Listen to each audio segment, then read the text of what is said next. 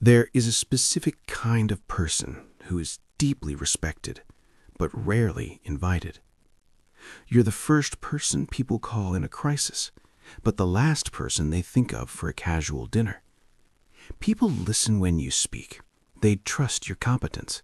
They admire your boundaries. But they don't linger.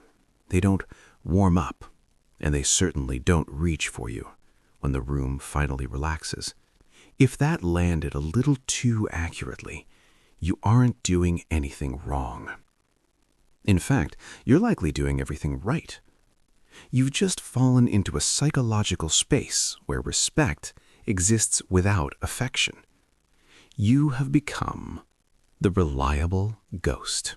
In human psychology, respect and liking are two different metrics. Respect is distance-based. It is earned through competence, reliability, and strength. It requires you to be above the chaos. Liking is proximity-based. It is earned through vulnerability, humor, and shared messiness. It requires you to be in the chaos. The problem is that you have optimized for clarity over resonance. You've become a pillar. And while pillars are necessary to hold up the ceiling, nobody feels comfortable hugging one. They're too cold, too hard, too stationary. Why did you become a pillar? Usually it starts early. You learned that approval followed your performance, not your presence. You learned to be composed and measured before you learned how to be emotionally expressive. Your nervous system adopted a survival rule. Safety comes from control. So you became a master of self-regulation. You don't leak unfinished emotions. You keep conversations clean, efficient. But here is the truth.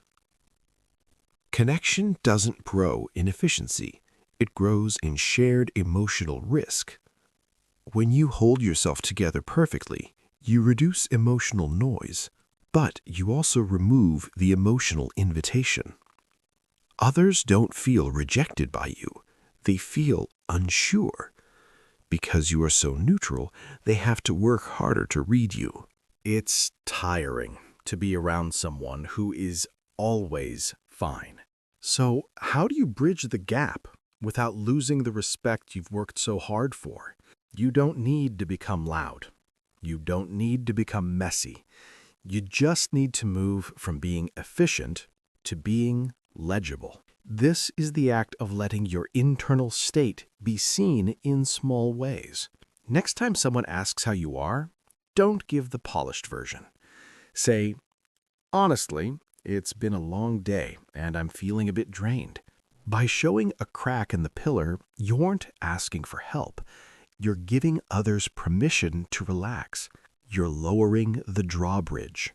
If you've spent your life being the strong one, noticing this pattern can bring relief and sadness. You realize how long you've been carrying the weight alone. But remember this, you aren't broken. You are precise.